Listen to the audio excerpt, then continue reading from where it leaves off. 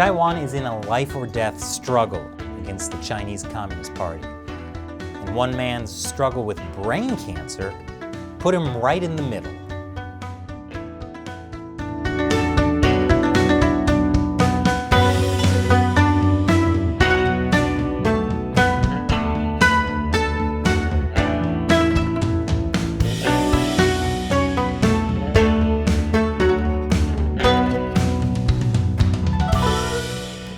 Welcome to China Uncensored. I'm Chris Chappell. The Chinese Communist Party is aggressively expanding around the world. All you have to do is listen to what communist officials are saying. Take one of China's top diplomats, Yang Jieshi. In 2010, China was challenged by other members of ASEAN about the South China Sea dispute. Yang thundered in response, "China is a big country and other countries are small countries, and that's just a fact."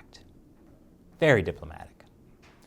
So China is a big country, and the CCP uses that weight to swallow up smaller nations by buying off their leadership. Take the Solomon Islands, an archipelago nation in the Pacific. It was one of the few remaining countries that recognized Taiwan. That is, until China bought off the central government in 2019 in exchange for switching allegiances to the PRC.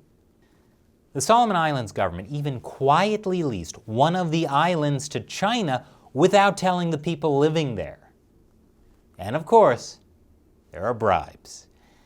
Daniel Suidani is the premier of Solomon Islands' most populous island, Malaita province. He says China offered him bribes. But to Beijing's surprise, Suidani refused to be bought off. And he's become a big thorn in the Chinese Communist Party's side because he demands transparency and accountability. And now, he's at risk of being put on trial for treason for traveling to Taiwan for brain cancer treatment. I have Mr. Suidani with me now for more. Thank you for joining me today. Thank you very much. So let's talk about what's called the switch in the Solomon Islands, when the government decided to switch diplomatic relations from Taiwan to China. Why did that happen? I didn't agree with the switch at all because that the idea of the switch was not in the policy agenda of the government, and that issue of the switch hasn't been talked about to the people. So that idea, when the switch come over from ROC to PRC, the switch become new to the people because they haven't talked about during the national campaign for the national general election in 2019. So the whole agenda of the switch was not in the policy agenda for the general election in 2019. So that is why my government and the people do not agree with what the national government is doing in terms of the switch from ROC to PRC. So in general, the people of the Solomon Islands aren't really supportive of the switch? No, I'm speaking on behalf of my province, the Malaita provincial government, and the people. We are not happy with the switch for a few reasons. One, the process that has been leading up to the switch, we believe is not well followed. Like it was hijacked because the government said during a few months before the switch that they will consult with agencies in the government that before deciding on the switch. There are four committees that should be given report about the switch before the government can make decision in regards to the switch. But that doesn't happen. They don't have the reports, but then they made the switch without the reports that they been relied on. Secondly, because China is a communist country, and the system, the values that they have is so different from the democratic values and the principle that we have in Solomon Islands. So Solomon Islands is a Christian country, and we uphold the principles of the democracy. So that is one of the reasons why most Solomon Island people of the nation did not happy with the switch. Well, so if the people of the Solomon Islands aren't really happy with the switch, why did the government of the Solomon Islands decide to recognize the People's Republic of China, the Communist Party? That is what, at the moment, is the biggest question in people's mind on how the government decide to switch to PRC, because we are expecting a wider referendum to the people so that they can well aware of the system of government in terms of the CCP. But as I've seen at the moment with the government, the national government, it is not the whole of the people of the Solomon Islands that did agree with the switch, but it seems that some of those who in the DCGA are the ones who support the switch from ROC to PRC, not everyone in the country. So the switch is, even at the moment, is not going down well with the people. So it's basically something that only a small number of elite in the central government wanted. Yes, that's correct. So what has Chinese influence brought to the Solomon Islands? What I've seen at the moment in the provinces, there is no developments have been seen in the provinces where 80% of the people live. In terms of infrastructure and other developments, there is nothing happened. But the only thing I've seen, they used to talk about is the infrastructure for the Pacific Games in 2023, and that's the only development where the China and the DCG government have been involving much in the country at the moment. So then this is very strange. If most of the people in the country didn't want the switch, and if China isn't bringing a whole lot of infrastructure development to the Solomon Islands, you got to wonder what was the motivation for the government to make the switch. It's a big question. That question is also what we, as the people of this nation, are still asking ourselves: what actually really happened to the switch, and why the government agreed to switch without consulting the people of Solomon Island, the nation as a whole. So you are the premier of the biggest province of the Solomon Islands. And as I hear it, you aren't too popular with the central government. I think I can kind of imagine, but why is that? I believe in being representing or being a representative of the people. We as leaders need to carry the cries of the people. We are just representing them. So when my people disagree with the switch, it is my duty as the leader of the province to make sure that what my people like, I have to fight and see that what they like is what I will perform. So in regards to the switch, as the largest province and the populated province of the Solomon Islands, my people disagree with the switch. So I will stand for what they aspire to. So I will not agree with the switch because that is the like of my people. Because I am just a representative. They elected me to represent them. So I will always stand for what they like. This is my belief as being a leader of that province. So essentially you've become a thorn in the side of the central government and Beijing's plans for the Solomon Islands, whatever those may be. Yes, so yes, they have been trying to find ways to get into the province through development that we have been aware of their involvement in other countries as well. The way they do or they perform developments and they interact with the people is not good. So we haven't got any better safeguards to safeguard ourselves in terms of the influence. So therefore, it would be appropriate for us to keep them away from entering the province. So we have made that decision, and we will stand by it. So what do you think is China's goals with the Solomon Island? Why are they so interested? I believe in terms of the interest, most in the past, Chinese are the ones who involve more in this logging industry, and now they are moving into mining industries. So last year you called for a referendum on making Malaita province independent from the rest of the Solomon Islands. It never happened, but why did you do that?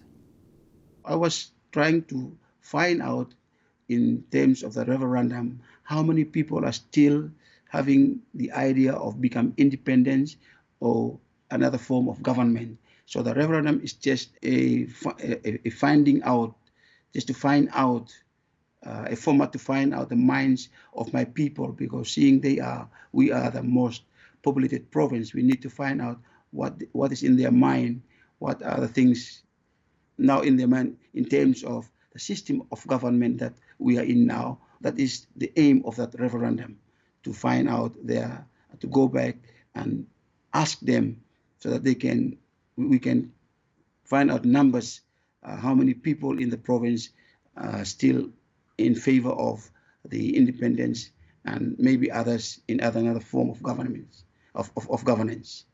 When I made that announcement, they said that was illegal. It is unlawful to talk about referendum. But in my view, I was thinking that this referendum is just to find out from the mind of my people. It is not actually going into independence yet, but to find out from the people first, because we are their representative. We need to find out from them what they think. But the government think that this idea of the referendum is unlawful. So they really stopped me from doing it, and they are not happy with my announcement. I'm really getting a sense for why the central government doesn't like you so much. Now, I know you've been getting treatment for brain cancer. Now, what's interesting is, how did that unexpectedly get tied up in the Taiwan-China issue? Yes, I've been sick for about 6 months back in the country, in Solomon Islands, and I've been visited doctors to check with my severe headache, and they read a report to me, and they told me that I need to see a CT scan machine to go and have a CT scan to find out what's happening in my brain.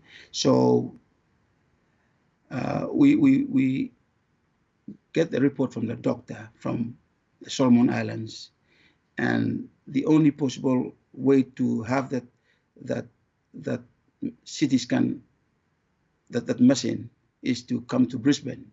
Now we find it a bit difficult because of financial constraint. We don't have the money because the charges of that test is huge. It's about 122,000 Australian dollars. So it's really difficult for me. So we ask our friends to help, and we contribute some kind of money to help me and to get my airfares to come to Australia. But that doesn't work out. So we asked the government to help, and still we haven't got any response from them. So our friends get involved in helping me out and putting a GoFundMe, and that is when the Taiwanese government, and I thank them for their help, and they asked me to come to Taiwan, especially the president, Dr. Tsai Ing-wen, who is so generous in allowing me to come here and looking after me here in Taiwan. So now I'm here in Taiwan because of their help and friends who helped me through the GoFundMe and find money to get me here for the important medical checkup here in Taiwan. So I imagine the central government that's trying to make these relations happen with China wasn't too happy to hear that you were going to Taiwan to get this necessary medical treatment. Yes, so actually when we were trying to get the formalities to come here or to come to Australia, the government sent some officials to come and talk to me about my coming. And they said, we will happy to help you if you go and see the Prime Minister and shake his hands, and then we will help you to go there. So I said, oh, I will not going to do that. It would be okay for me to die than to shake the hand of the Prime Minister for that purpose. So that is why I decided not to, because when the government of Solomon Islands think of helping me, I assume that this is from the people of Republic of China. So I don't want to involve and to accept their money. Wow. Well, so while we're filming this, you're still in Taiwan. I hear when you get back to the Solomon Islands, you want to hold a democracy festival. What is that, and why are you doing it? I would like to hold this festival because people need to look after democracy carefully. Because if we don't look after democracy, if we don't share the idea and the values of the democracy, we will certainly lose it. So it would be best and good for me to continue to talk to my people about the importance of democracy and why is it important for me and my people to hold on tight to the government and to the democratic system of government, because that allows everyone in our place to look after themselves, freedom to move, of speech. You can do anything. But in a communist country that we are not seeing creeping in the country at the moment, there are other things you are not allowed to do, and there are other things you are not allowed to mention, even if you have the right to do it. So looking after democracy, one way of doing it is to get people to a festival that they will hear from our people, that will talk about the system of democracy and the principles and the values that we hold dear to our hearts. So it's good for me to encourage my people to come and have heard some people who talked about democracy, so that they can pass it to the future generation of our place. I've heard rumors that when you return to the Solomon Islands, you may be put on trial for treason. Why do you think that is, and what are you risking going back? What would happen if you were put on trial for treason? In terms of that rumors about my arrest, we have heard it from here that they will arrest me on my arrival, but I am yet to see what part of the laws in the countries that have breached in coming to get a treatment here in Taiwan. So they have that idea, and they going to the newspaper, and they wrote it in newspaper that I will be arrested on my arrival. So we are still yet to find out whether this information is true from the government or is just rumors. But we will see what will happen when I go back to the country, Solomon Islands. Well, best of luck to you. This is an important fight. Beijing's influence really is expanding, and it, as you say, it brings more authoritarianism. It doesn't bring the nice infrastructure development that they promise. It brings people potentially being put on trial for treason, for getting necessary medical help.